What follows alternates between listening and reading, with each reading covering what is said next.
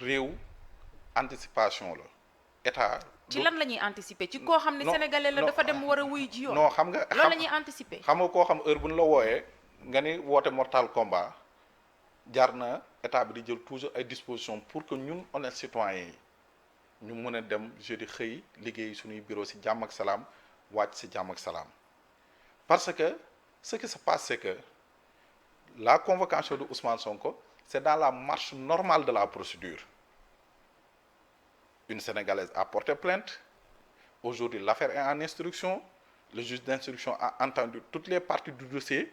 Lui, qui est le principal accusé, doit être entendu. Et je vous donne un scoop. Et de source sur Ousmane Sonko, le 3, il ne sortira pas du bureau du juge sans mandat de dépôt. Le juge va lui servir un mandat de dépôt le 3. Et c'est ce qui est normal. du ñibbi këram. du ñibbi këram. zumal leen ma monsieur Sow mu delluwaat ci li mu wax nii ci source sûre nga wax ni. dama ni la Ousmane Sonko le 3 novembre 2022. jeudi bu duggee ci bureau juge bi du ñibbi këram. et c'est ce qui est normal d'ailleurs. parce que source doo ñu wax sa source. xam nga source lépp kenn mënu ko wax te man je dis que même en tant que juriste c'est ce qui doit être le cas parce que c'est une partie du procès il est mis sous contrôle judiciaire aujourd'hui. C'est une affaire criminelle et les faits sont constants. Les preuves sont entre les mains du juge et le juge est en phase de boucler son dossier pour une ordonnance de renvoi pour jugement. Donc dans ce cadre, c'est normal que le principal accusé soit mis en détention préventive en attendant que le procès soit organisé.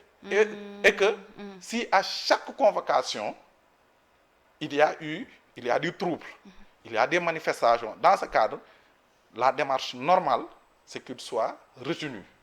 Et je le répète, le 3 novembre, Ousmane Sonko ne sortira pas du bureau du juge sans pour autant que le juge lui serve un mandat de dépôt. leeral nga nekk xale yi duñ la vaar.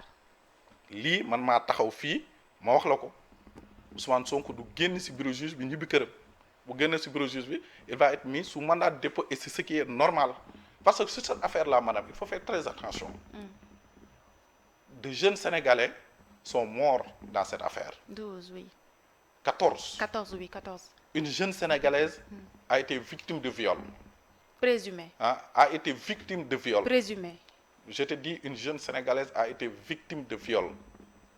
Des commerces ont été saccagés. Donc, la lumière doit être faite sur cette affaire-là.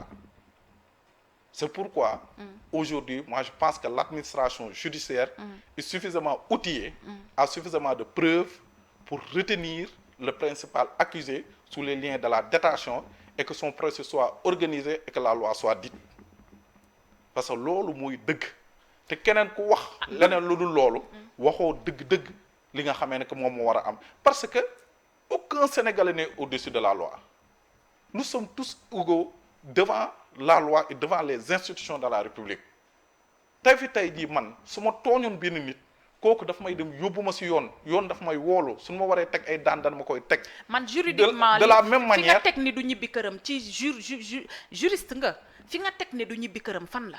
fi ma teg ni du ñibbi këram mooy les faits sont constants. Adji Sarr nee na Ousmane Sonko sàkku na ko ci kanam sàkku na ko ci gannaaw sàkku na ko bëccëg sàkku na ko ngoon sàkku na ko fajar.